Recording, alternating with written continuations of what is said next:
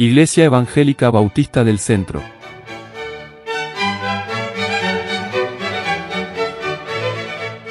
Creencias bautistas. La única autoridad para la fe y la práctica entre los bautistas son las Sagradas Escrituras del Antiguo y Nuevo Testamento. Las confesiones son solamente guías para su interpretación, y no tienen autoridad alguna sobre la conciencia. Son declaraciones de convicciones religiosas basadas en las Escrituras, pero no pueden ser usadas para impedir la libertad de pensamiento, reflexión e investigación científica. 1. Las Escrituras. La Santa Biblia fue escrita por hombres divinamente inspirados, y es el registro de la revelación que Dios ha hecho de sí mismo al hombre. Dios es su autor, la salvación es su fin y la verdad es su substancia. La Biblia revela los principios por los cuales Dios nos juzga. Por lo tanto es y continuará siendo hasta el fin del mundo, el verdadero centro de la unidad de los cristianos y la regla suprema que pruebe la conducta humana, los credos y las opiniones religiosas. El criterio con el cual debe interpretarse la Biblia es Cristo Jesús.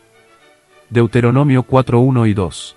Juan 5:39, Romanos 15:4, 16:25 y 26, 2 Timoteo 3:15 al 17, 1 Pedro 1:25, y 2 Pedro 1:19 al 21. 2. Dios. El Dios vivo y verdadero es uno y único, personal, espiritual e inteligente.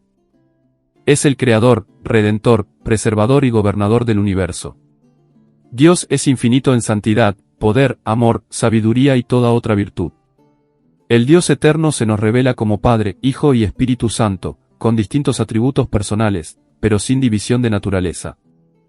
Esencia o existencia. A. Dios el Padre. Dios el Padre reina con cuidado providencial sobre el universo, sus criaturas y el curso de la historia humana, de acuerdo con los propósitos de su gracia. Es Padre de aquellos que llegan a ser sus hijos mediante la fe en Cristo Jesús. Y se muestra paternal en su actitud hacia todos los hombres. Génesis 1:1, Éxodo 3:14, 6:2 y 3, 15:11 y siguientes, Mateo 23:9, Juan 4:24, 5:26, 1 Corintios 8:6 y Hebreos 11:6. B. Dios el Hijo. Cristo es el Hijo eterno de Dios. En su encarnación fue concebido por el Espíritu Santo y nació de la Virgen María. Reveló y cumplió perfectamente la voluntad del Padre, asumiendo las necesidades y demandas de la naturaleza humana, identificándose completamente con la humanidad, pero sin pecado. Honró la ley divina por medio de su obediencia personal, y por su muerte en la cruz hizo posible la redención del pecado humano. Fue levantado de los muertos por el Padre, con un cuerpo glorificado, y apareció a sus discípulos como aquel que había estado con ellos antes de la crucifixión. Ascendió al cielo y ahora está exaltado a la diestra de Dios como el único mediador, participando de las naturalezas divina y humana. En él se efectúa la reconciliación entre Dios y el hombre. Volverá con poder y gloria para juzgar al mundo y consumar su misión redentora. Mora en cada creyente como Señor vivo y siempre presente. Salmos 2:7 y siguientes, Isaías 7:14 y capítulo 53, Mateo 1:18 al 23, y 16:16, Juan 1:1 al 18, 3:16, 10:30, 20:28, Romanos 1:3 y 4, Filipenses 2:5 al 11 y 1 Timoteo 2:5. C. Dios el Espíritu Santo. El Espíritu Santo es el Espíritu de Dios. Inspiró a los santos hombres de la antigüedad para que escribieran las Escrituras. Por su iluminación capacita a los hombres para comprender la verdad redentora. Exalta a Cristo. Convence de pecado, de justicia y de juicio. Llama a los hombres a la salvación y efectúa en ellos la regeneración. Desarrolla el carácter cristiano, fortalece a los creyentes y les reparte los dones espirituales, con los cuales pueden servir a Dios hasta el día de la redención final. También les da la seguridad de que Dios los conducirá a toda plenitud de la estatura de Cristo. El Espíritu instruye y capacita al creyente y a la Iglesia, para la adoración, el evangelismo, la enseñanza, la comunión y el servicio. Juan 14:16 y 17, Romanos 8, 9 al 11, 14 al 16 y 26 al 27, 1 Corintios 2:10 al 12, 12:3 al 11, Efesios 1:13 y 14, 4:30 y 5:18. 3. El hombre. El hombre fue creado por Dios, hecho a su propia imagen. Es la obra culminante de su creación. En el principio, el hombre era inocente de pecado. Y estaba dotado por su Creador de la libertad de elegir. Por libre elección, el hombre pecó contra Dios e introdujo el pecado en la raza humana. Por la acción del tentador, el hombre transgredió el mandamiento de Dios y cayó de su inocencia original. Por esta transgresión su posteridad hereda una naturaleza y un medio inclinados hacia el pecado. Tan pronto como el hombre es capaz de actuar con responsabilidad moral, se convierte en un transgresor bajo condenación. Solamente la gracia de Dios puede conducir al hombre a la comunión con Él y capacitarlo para el cumplimiento de su propósito. Lo sagrado de la personalidad humana es evidente, dado que Dios creó al hombre a su propia imagen y Cristo murió por él. Por lo tanto, la dignidad de todo hombre le hace merecedor de respeto y amor cristiano.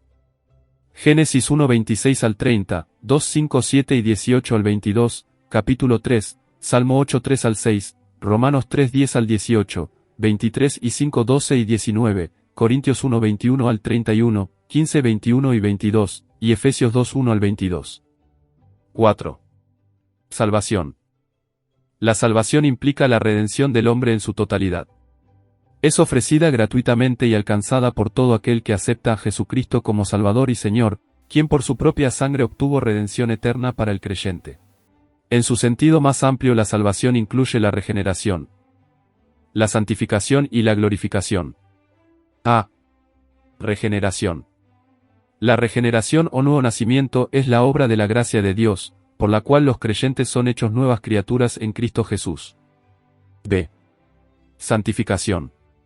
La santificación es la experiencia iniciada con la regeneración, por la cual el creyente es apartado para los propósitos de Dios, y capacitado para progresar hacia la perfección moral y espiritual, mediante la presencia y el poder del Espíritu Santo que mora en él. C. Glorificación. La glorificación es la culminación de la salvación y es el estado final, bendito y perdurable de los redimidos.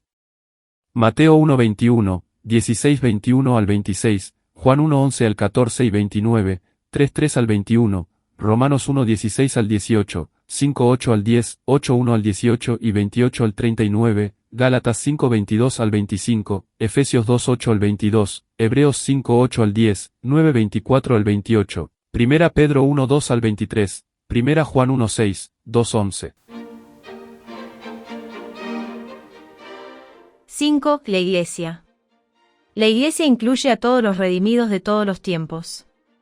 Según el modelo del Nuevo Testamento, una iglesia local es una congregación de creyentes bautizados que, bajo la dirección del Espíritu Santo, se han asociado voluntariamente en la fe y el compañerismo de Cristo. Para adorar a Dios, anunciar el Evangelio hasta lo último de la tierra, cumplir con las dos ordenanzas de Cristo y ejercer los dones, derechos y privilegios conferidos a los miembros.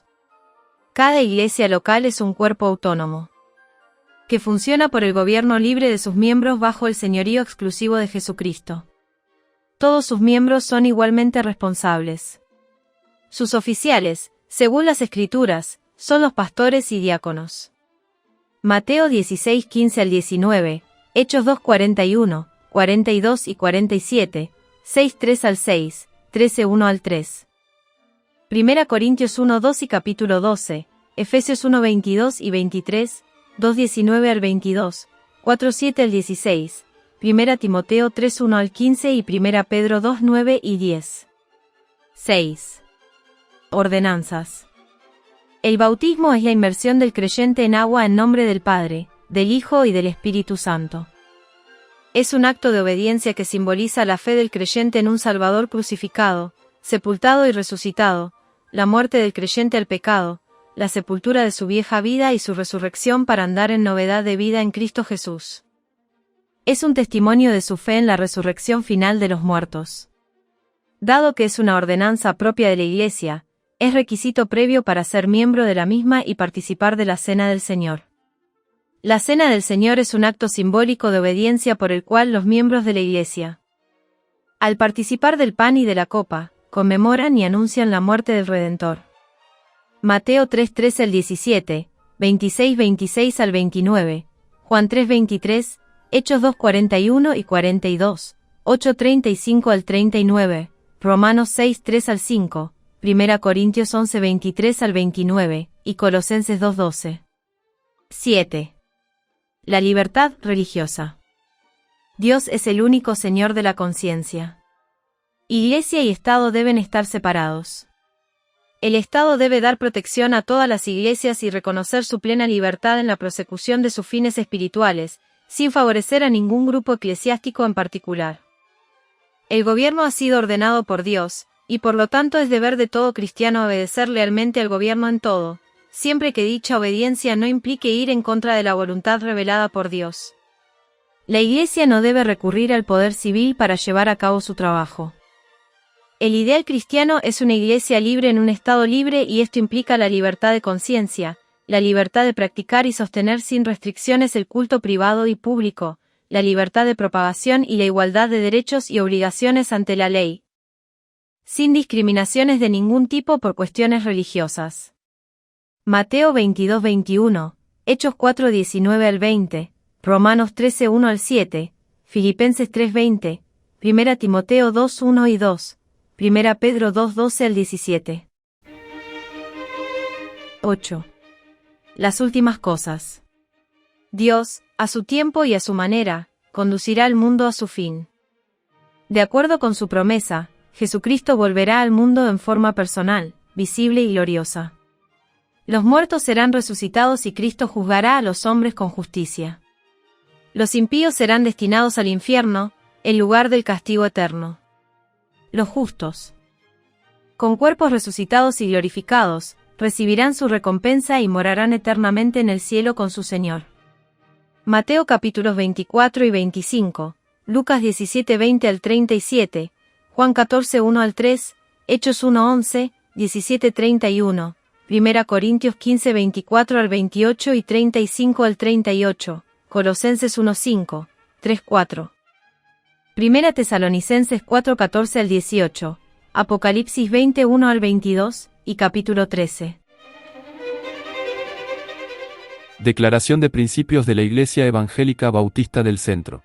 La Iglesia Evangélica Bautista del Centro fundamenta todas sus doctrinas y sus prácticas sobre los escritos del Nuevo Testamento. Fiel a ellos, se extraen algunos principios que muestran la intención de la Iglesia. 1.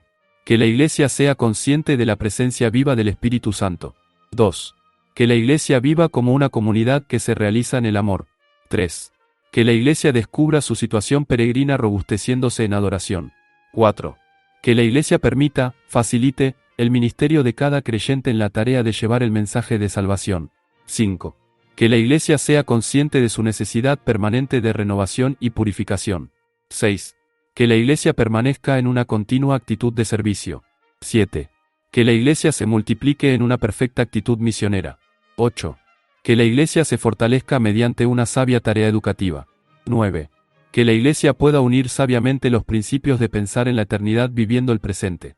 10. Que la Iglesia cumpla su labor de reclamo por la libertad y respeto de la persona humana. 11.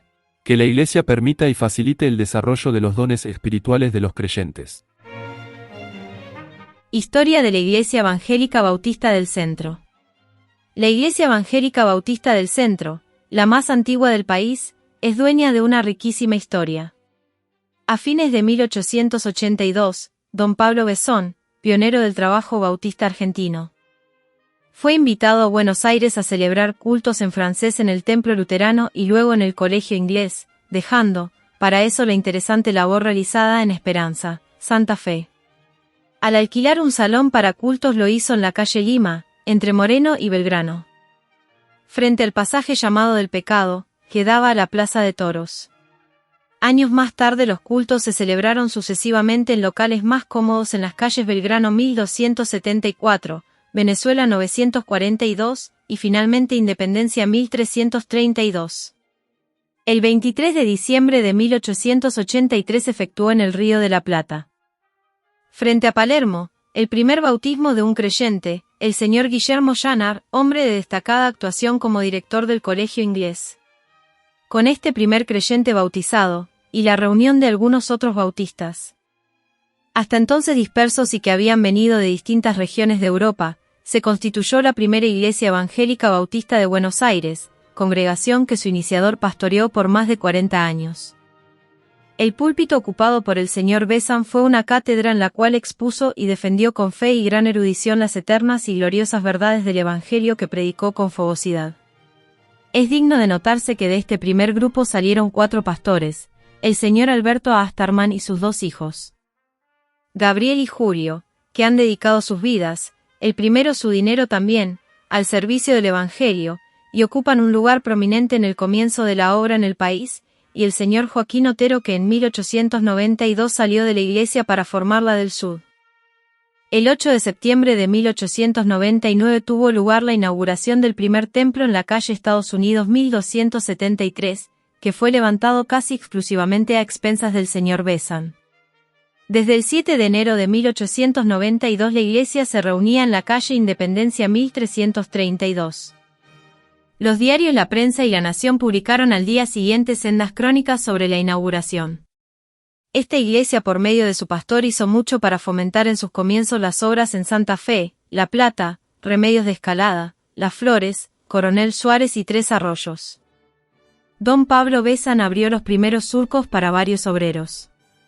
Después de 44 años de pastorado y con casi 79 años de edad, la iglesia se reunió para oír la renuncia de su amado servidor. Dijo: creo llegado el momento oportuno de presentar mi dimisión como pastor de la iglesia. Dejando así lugar a un nuevo pastor, más joven, con energías e iniciativas para que pueda llevar adelante la iglesia con nuevas actividades y pueda ésta entrar en una era de progreso. Estas palabras fueron proféticas. En 1930 la iglesia contaba con 58 miembros. 10 años más tarde duplicó la membresía, 20 años después, 1950, la multiplicó por 5 y en 1960 por 6. En 1930 más de 25 iglesias bautistas del país superaban su membresía, y en 1960, solo 2. Hizo notar que después de formada la iglesia con un grupo de hermanos, lamentó que durante su ministerio no pudo dedicar todo el tiempo y cuidado que realmente necesitaban esas almas ganadas para Cristo, porque se entregó a la tarea de abrir el camino para los que vinieron más tarde, como ya era notorio a todos. Tocante la lucha en favor del registro civil y de la abolición del patronato eclesiástico. Hasta aquí la crónica elaborada por don Santiago Canclini, Pablo Besant, Junta Bautista de Publicaciones, Buenos Aires, 1957. La iglesia llamó al pastorado al señor Santiago Canclini, en aquella época pastor ayudante de la iglesia de La Plata. Empezó su ministerio el 10 de abril de 1927. El 5 de junio tuvo lugar la ordenación con la presencia de su padre espiritual, el pastor Juan C. Bareto, elevando la oración como miembro el señor Besant. Con la actuación de este joven pastor, la iglesia comenzó nuevas actividades y pronto se notó un extraordinario crecimiento, ya resaltado. La zona sur del centro de la capital federal ofreció un campo densamente poblado. Difícil de alcanzar con el evangelio, pero no imposible. La iglesia vio crecer, con su nuevo pastor, a otro de los grandes hombres de Dios, no solo en el terreno de los bautistas, sino entre todos los evangélicos. Don Santiago fue un batallador incansable. Proclamaba claramente el evangelio, comprendía la naturaleza humana y sabía cómo llegar al corazón del pueblo con rara habilidad. Su humildad, su porte sin pretensiones y la dependencia del Espíritu Santo llevaba a los pecadores a hacer la más importante de las preguntas: ¿qué debo hacer para ser salvo? Su esposa, doña Agustina Bareto, que continúa trabajando activamente en la iglesia, fue siempre compañera idónea en todas las fases de su vida. Cuando en el año 1952, con motivo de las bodas pastorales del pastor Canclini, se resumieron las actividades y logros de la iglesia, se señalaron, entre otros, 4 pastores salidos de la iglesia, después de cursar el seminario, 4 señoritas graduadas en el Instituto Femenil Bautista, 2 obreros en preparación, numerosos miembros salidos de su seno y activos en la obra en otras iglesias, realización de largas campañas evangelísticas, profuso trabajo personal con participación de la mayoría de los miembros, visitación de todo el barrio, venta por millares de Biblias, todo tipo de reuniones para predicar el evangelio, en esquinas, plazas, patios de conventillos, etc. Además, una escuela dominical progresista, la más numerosa de las iglesias bautistas del país, con un nutrido cuerpo de colaboradores. Una juventud numerosa y participante activa en la vida de la Iglesia, con su sociedad formada. Un conjunto de mujeres consagradas, organizadas en su sociedad de señoras. La biblioteca organizada Pablo Besón, que contaba en ese entonces con unos 2000 volúmenes. Con un sostén propio y con contribución generosa a todas las juntas de la obra denominacional. La propiedad lindera adquirida y un terreno con el proyecto de un nuevo edificio de proporciones adecuadas a las crecientes necesidades de la Iglesia. Los años 50 son testigos del crecimiento y actividades que continúan. Este apretado resumen no hace justicia a lo que fue uno de los periodos más ricos de la Iglesia. Desde 1953 la Iglesia tuvo en el Dr. Arnoldo Canclini su pastor adjunto. Hasta el año 1963 en que fue nombrado pastor efectivo. El hecho de haber estado durante casi una década como pastor adjunto del pastor anterior, permitió una sana continuidad en el trabajo. De acuerdo a la adaptación que se hizo necesaria con un cambio de situaciones sociales muy neto en la zona de influencia de la Iglesia. En cuanto a la vida interior de la misma, ya desde la primera etapa se incrementó el trabajo de educación cristiana. La escuela dominical se desarrolló mucho. Así como las distintas uniones, siendo la primera iglesia en tener una gama completa para todas las edades. Las uniones de primarios e intermedios fueron semilleros para la iglesia y luego para líderes convencionales. Entre la juventud se hicieron trabajos muy bien organizados. Los campamentos, que no tuvieron una sola interrupción, fueron el modelo organizativo para muchos otros. Se realizaron también para intermedios y algunos años para otras edades. Posteriormente se organizó un buen trabajo musical, que culminó en el llamado Coro Verdad, que presentó una obra en un teatro céntrico durante un mes y medio. El sentido misionero de la juventud culminó en un trabajo de verano en Puerto Madryn, probablemente también sin antecedentes. El trabajo evangelístico enfrentó la dificultad de no poderse alquilar salones en la muy amplia zona de influencia. Por ello se realizaron numerosas reuniones caseras, a cargo del pastor o de personas capacitadas, de las que hubo mucho resultado. Se abrió una puerta para un anexo en la zona oeste de Lomas de Zamora que se atendió con mucho esfuerzo, pero que culminó en la organización de una iglesia en ese lugar. Los esfuerzos relacionados con el futuro templo, con numerosos trámites, imposibles de detallar, demandaron un tiempo excesivo e improductivo que, si bien dificultaron esos años, permitieron dejar las condiciones para su inmediata edificación. En 1974 la iglesia llamó al pastorado a Ignacio Loredo, que tras un breve tiempo de interinato fue invitado como pastor efectivo. Distintas razones exigieron de esta hora una etapa de organización y concreción de algunos sueños largamente acariciados. La escuela dominical continuó siendo un pilar indiscutible. El trabajo con niños alcanzó grandes dimensiones y el contacto con la comunidad, gracias a la tarea de servicio, dio excelentes resultados. La Iglesia se involucró en un plan que tuvo como principios básicos el sacerdocio de todos los creyentes y el ministerio integrado de la Iglesia, que todavía perduran. La Iglesia juzgó necesaria la construcción del nuevo edificio, proyecto de larga data, que vería su realización en los últimos sacrificados años. Para tal fin la Iglesia se trasladó al edificio de la Iglesia Presbiteriana Escocesa, en Belgrano y Perú. Un nuevo barrio se abrió a la tarea misionera, hecho del cual la Iglesia fue claramente consciente. Esto sin perder de vista la tarea misionera nacional con la que colaboró decididamente. Corría el año 1978, y la Iglesia llamó a un nuevo pastor, Tomás Mackay.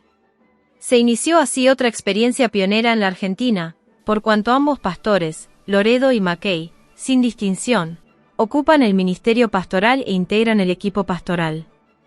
El nuevo barrio fue intensamente evangelizado, y todo tipo de actividades resultó útil para ello: el trabajo con niños, sacrificado pero bendecido, templo abierto, visitación, ayuda comunitaria, esfuerzos evangelísticos especiales, relaciones públicas, 2 programas de radio, y una proyección largamente deseada al microcentro a través de exposiciones de Biblias, películas, etc. Para apoyar todo esto, la actividad educativa se reforzó en todos sus niveles. Durante todo este tiempo, dificilísimo para todo el pueblo argentino, la congregación no solo continuó sus actividades, sino que realizó la titánica tarea de construir su nuevo templo y el edificio que servirá para el desarrollo de los ministerios que le son propios. Pero el sacrificio valió la pena, y la iglesia vio realizada parte de sus sueños, porque la tarea continúa, en el mes de diciembre de 1981. Otra vez a la búsqueda de horizontes misioneros y evangelísticos, su viejo barrio, pero sin duda distinto, porque han pasado 4 años. La Iglesia Evangélica Bautista del Centro, con 98 años de vida, parte integrante de la familia bautista argentina de 100.000 bautistas, y de la gran familia bautista, con 60 millones de bautistas en todo el mundo, cuenta hoy con 230 miembros, y un equipo pastoral, compuesto por el pastor Tomás Mackay, pastor full-time, pastor Ignacio Loredo, pastor part-time, y Jorge Sedaka, ministro de adoración. La historia del templo. Desde el comienzo de la relación entre Dios y los hombres se consideró la necesidad de consagrar algún lugar y elegir ciertos símbolos que ayudaran para la correcta alabanza y adoración al Creador. El primer templo fue un jardín. Luego se levantaron altares a cielo abierto y cuando el pueblo de Israel tomó conciencia de ser el pueblo de Dios, consagró primero una carpa, llamada tabernáculo, y posteriormente el templo en la ciudad de Jerusalén. Cuando el pastor Pablo Besón, dejando la ciudad de Esperanza, se radica en Buenos Aires, alquila, al poco tiempo de su arribo, un local en la calle Lima entre Moreno y Avenida Belgrano para predicar el Evangelio. Se traslada posteriormente a los locales más cómodos de Belgrano 1274, Venezuela 942 e Independencia 1332. Adquiere, más tarde, un terreno en la calle Estados Unidos 1273. Con buena parte de una herencia paterna, el pastor Besón construye el primer templo que, con el apoyo de la iglesia ya establecida, se inaugura el 8 de septiembre de 1899. El templo y el edificio educativo se utilizan durante 78 años. Al promediar la década de los años 40, un industrial bautista, llamado Maxi Jaharman, se propone dedicar las importantes ganancias que producían sus empresas a la construcción de templos en las principales capitales del mundo.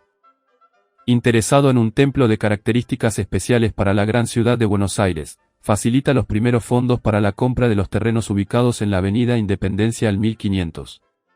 Por dificultades surgidas a raíz de la ocupación de este terreno, Maxi Jaharman volvió a demostrar su generosidad y su espíritu inquebrantable ante las empresas que comenzaba.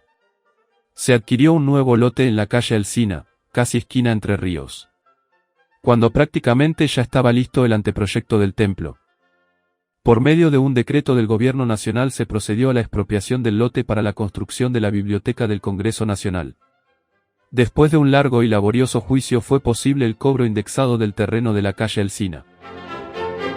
Esquema general del edificio. Área adoración y evangelismo. A. Atrio. B. Hall. C. Templo. Área acción comunitaria. D. Consultorios y taller de manualidades. E.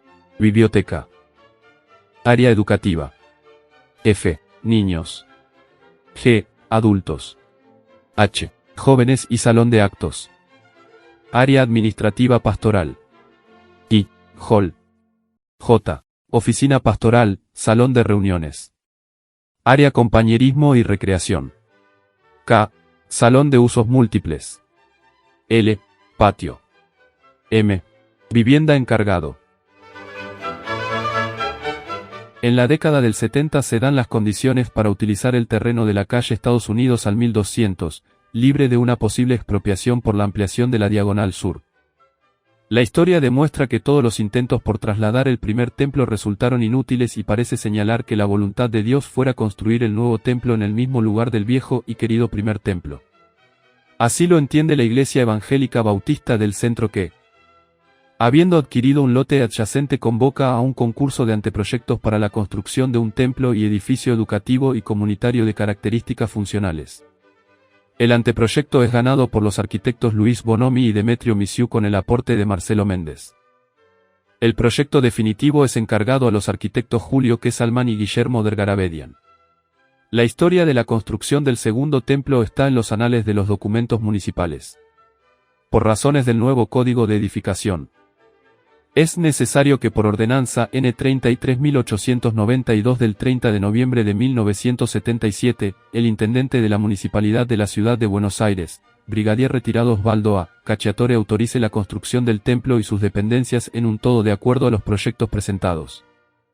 La construcción se adjudica a la firma Graziani Sociedad Anónima, que en el término de 23 meses entrega el edificio en el acto de inauguración que se realiza el 17 de diciembre del año 1981, actuando como representante técnico, en nombre de la Iglesia, el arquitecto David González. Funcionalidad del edificio de la Iglesia. El edificio pretende plasmar con cemento y ladrillo los principios bíblicos que son la razón fundamental de la Iglesia. El cuerpo principal del edificio, destinado al templo, está al frente y en el centro del predio donde se construyera el primer templo en el año 1899. En el templo se realizan los ministerios de adoración y proclamación. Su diseño cuadrado procura la intimidad y una correcta equidistancia con la plataforma donde se halla el púlpito presidido por la Biblia. En un plano más elevado existe una platea que conserva la misma línea de comunicación y equidistancia que la platea baja. Sobre el púlpito se eleva desde el mismo techo una cúpula de hormigón y vitrales que arroja un sólido cono de luz natural sobre la Biblia abierta. El conjunto del techo está alejado de sus paredes laterales, lo que permite un cuadrado luminoso que da énfasis a la búsqueda y el encuentro con el espacio exterior motivando la adoración del individuo. La arquitectura y decoración del templo respetan profundamente el sentido de adoración espiritual. Más interesado en la interioridad del cristiano que en los aspectos simbólicos, pictóricos o plásticos, que son elementos de ayuda, pero nunca fin principal. Detrás de la plataforma, casi como una prolongación de la misma, se halla ubicado el bautisterio en el cual se cumple el mandato del Señor de bautizar a toda aquella persona que habiéndole recibido como Salvador y Señor, está dispuesto a integrarse a su cuerpo que es la Iglesia. El subsuelo del edificio desarrolla una generosa superficie cubierta utilizada para actividades de compañerismo y recreación. El contrafrente da a un patio y sobre él se agrupan los consultorios médicos y odontológicos y la sala de actividades creativas. La Biblioteca Pablo Besan, especializada en asuntos religiosos, ocupa el frente del subsuelo, con acceso fácil y directo desde la calle. En todo este sector es donde se realizan las principales actividades de servicio a la comunidad, miembros de la Iglesia o no. El edificio dedicado a la enseñanza está emplazado detrás del templo y sobre el subsuelo. Consta de 3 pisos vinculados por escaleras y ascensor. Cada piso respeta la división que marca las variantes evolutivas de los preescolares, escolares y estudiantes secundarios y avanzados. Para cada edad existe una clase con su currículum bíblico, sus profesores y su equipo apropiado a la necesidad y posibilidad de aprendizaje. Otras dependencias del edificio completan la funcionalidad del mismo. Al frente, sobre la entrada principal, están ubicadas las oficinas pastorales y la sala de reuniones y entrevistas. La oficina de la Secretaría Administrativa, centro neurálgico de la instrumentación de actividades, se halla en el subsuelo al lado de la biblioteca. Funciones de la Iglesia Evangélica Bautista del Centro. La Iglesia Evangélica Bautista en el centro de la capital federal es la comunidad bautista más antigua del país, fundada por el pastor Pablo Besan en el año 1883. Fiel a los principios neotestamentarios, que son los únicos fundamentos para su fe y práctica, la Iglesia persistió desde el principio en el ejercicio de todas las funciones de la Iglesia cristiana. Al proyectar el nuevo edificio se tuvieron en cuenta los siguientes propósitos definidos. Ministerio de adoración. Liturgia. Se reconoce que la adoración es el encuentro vital entre el hombre y su Creador por medio de su único y suficiente mediador que es Cristo Jesús. La adoración es el manantial vivificante de la vida de cada cristiano y de la Iglesia como cuerpo de Cristo. El culto de adoración contiene todos los elementos que desde el tiempo bíblico se manifiestan a través de la música, el canto, la lectura de las Escrituras y la proclamación del Evangelio para salvación y el desarrollo de la vida cristiana. Ministerio de compañerismo. Koinonía. Surge como consecuencia de reconocer que todos los cristianos tienen el mismo Padre, el mismo Salvador y el mismo Espíritu Santo y por lo tanto aceptan pertenecer a una comunidad donde se llaman a sí mismos hermanos y rechazan todo tipo de división de raza, color o nivel social. El compañerismo se manifiesta en el culto de adoración, pero se concreta en acciones prácticas de amor fraternal a través de la ayuda en la necesidad y el consuelo en las crisis. Ministerio de proclamación. Querigma. Es el cumplimiento del mandato del Señor de la Iglesia, que es Jesucristo. La proclamación del mensaje es el deber ineludible que cada cristiano individualmente y como parte del cuerpo debe cumplir toda su vida. El Evangelio es la buena noticia que comunica que es posible la salvación y el perdón de pecados a todo aquel que cree, por medio de la muerte y resurrección de Cristo el Hijo de Dios. La proclamación se cumple por medio del testimonio permanente de cada creyente y de las acciones que la Iglesia realiza utilizando la radio, la televisión, los diarios, otros medios y particularmente la predicación desde el púlpito. Ministerio de enseñanza. Didache. La enseñanza de la Biblia es el alimento constante para el desarrollo armónico de cada cristiano. Las enseñanzas de Jesucristo, reconocido como Maestro de Maestros, expresan las verdades fundamentales que hacen posible la liberación espiritual, social y material de los hombres que están dispuestos a seguirlas. La enseñanza se cumple por medio de la Escuela de Educación Cristiana, que está organizada pensando en las necesidades de los individuos y aplicando los principios modernos de la psicopedagogía a las viejas y eternas verdades bíblicas. Ministerio de servicio. Diaconía. Tal como lo hizo Jesús, la Iglesia tiende su mano abierta de servicio, de acuerdo a sus dones y posibilidades, a todos los que están en necesidad. En cierto sentido, este servicio de amor en acción es la respuesta práctica del ministerio de adoración. Los vitrales del templo expresan este sentido indicando que se entra para adorar y se sale para servir.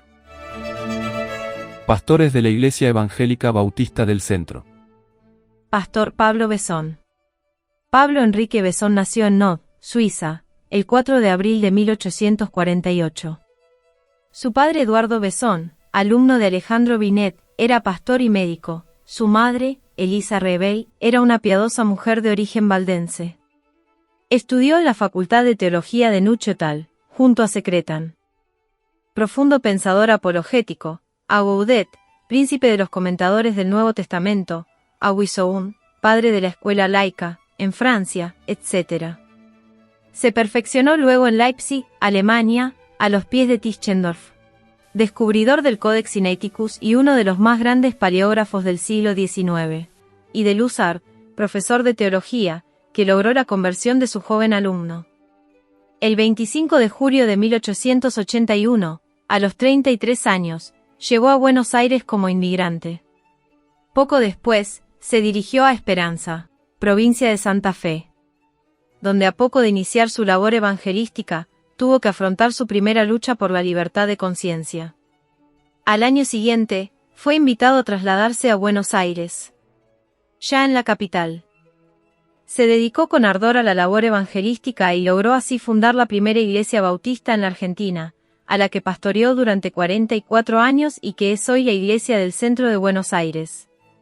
Entre sus muchas otras actividades, merecen citarse las relativas a la libertad de cultos. Bregó por la implantación del registro civil en la Argentina. Para su lucha le prestaron sus columnas los más importantes diarios del país, tales como La Prensa y La Nación de Buenos Aires y La Capital de Rosario. Desparramada en artículos y folletos está su profusa obra literaria, excepción hecha de su notable traducción del Nuevo Testamento. Hombre pleno, de buena pluma, polemista de fuste, sobre todo, pastor. Ya anciano fue nombrado presidente honorario de la Convención Evangélica Bautista de las Repúblicas del Plata, que reconocía, así, al pionero de la obra bautista argentina. Casado en 1905 con doña Margarita Mili, inglesa, quien supo entender y ser de gran bendición en la vida del distinguido hombre de Dios. Finalmente, el 30 de diciembre de 1932, fue llamado a la presencia de su Señor. Pastor Santiago Canclini, nació en La Plata en 1900, y falleció en Buenos Aires en 1977. Se convirtió a los 15 años bajo el ministerio de su futuro suegro, el pastor Juan C. Bareto. Estudió Ciencias Naturales en la Universidad de La Plata, recibiendo el título de profesor. Fue pastor desde 1927 hasta 1963, siempre en la misma iglesia. Ocupó muchos lugares destacados en la Convención Bautista Argentina, siendo presidente 12 veces. Fue rector del Seminario Teológico Bautista y por muchos años, profesor y capellán. Se dijo de él, el señor Santiago Canclini es un hombre peculiarmente bien preparado. probablemente de los mejores entre los obreros de la América Latina. Escribió una buena cantidad de libros y viajó predicando por todo el continente y Europa. Otro de los grandes luchadores en favor de la libertad de conciencia en nuestra patria. Su esposa, doña Agustina Barreto, de gran bendición para la obra bautista argentina, continúa activa en la Iglesia. Pastor Arnoldo Canclini. Hijo del anterior, nació en La Plata en 1926. Se doctoró en filosofía en una universidad de Buenos Aires, en 1953 y pocos días después entró como pastor adjunto y se casó con Noemí Christianson. Padre de 2 hijos, David y Cristina. Al jubilarse su padre, fue nombrado pastor efectivo, ejerciendo su ministerio hasta 1973 en que se retira para dedicarse a la tarea de publicaciones. Fue varias veces presidente de la Convención Juvenil Bautista y de la Convención Evangélica Bautista. Ha trabajado mucho en el campo literario. Como autor de libros espirituales y de historia, dictando cursos y dirigiendo actualmente la revista Decisión. Pastor Ignacio Loredo. Nació en Rosario, Santa Fe, el 22 de diciembre de 1929. Casado con María Teresa Franco, y padre de 3 hijos, Oscar, Roberto y Carlos. Fue pastor en Villa Gobernador Gálvez, Santa Fe, pastor ayudante en San Justo, Matanza, Nueva Chicago, Capital Federal. Es pastor de la Iglesia Evangélica Bautista del Centro desde 1974. Expresidente de la Convención Juvenil Bautista y promotor de educación cristiana de la Convención Evangélica Bautista, es actualmente su secretario ejecutivo. Es profesor de educación cristiana y administración eclesiástica en el Seminario Teológico Bautista, donde recibió su licenciatura en teología en el año 1968. Pastor Tomás Mackey. Nació en Rosario, Santa Fe, el 20 de enero de 1953. Casado con Febe Susana Libert. Padre de 2 hijos, Jorgelina y Tomás Pablo. Es pastor de la Iglesia Bautista del Centro desde 1978. Fue secretario ejecutivo de la Juventud Evangélica Bautista Argentina, JEBA. Ex Convención Juvenil Bautista, y actualmente integra el comité local que prepara el 10º Congreso Juvenil de la Alianza Mundial Bautista a celebrarse en Buenos Aires en 1983. Ha colaborado en el dictado de materias en el Seminario Teológico Bautista, donde se graduó como licenciado en Teología, con diploma de honor en 1980. Actividades regulares de la Iglesia. Cultos de adoración y predicación, los días domingos a las 11 y 19 horas, de octubre a marzo a las 20 horas. Culto de estudio bíblico y oración, miércoles a las 19:30 horas. Escuela de Educación Cristiana. Estudio de la Biblia. Domingos a las 10 horas. Para todas las edades y niveles. Capacitación práctica, sábados a las 16 horas, para niños hasta 15 años, sábados a las 20 horas para jóvenes. Último miércoles de cada mes a las 16 horas, para señoras y señoritas. Talleres de especialización. Domingos a las 10 horas. Atención de servicio a la comunidad, asesoramiento jurídico laboral, asesoramiento familiar, bolsa de libros, bolsa de trabajo, apoyo psicopedagógico y otros servicios destinados al servicio comunitario, martes a viernes de 15 a 18 horas. Consultas pastorales. Solicitar turno en horario de oficina. Templo abierto para oración y meditación, de martes a viernes. Audiciones radiales. Radio Colonia de Uruguay, domingos a las 9:50 horas, y Radio Municipal de Buenos Aires, martes y jueves a las 6:50 horas. Iglesia Evangélica Bautista del Centro. Calle Estados Unidos 1265-73, teléfono, 238536. 1101, Buenos Aires, República Argentina. Edificio actual de la iglesia.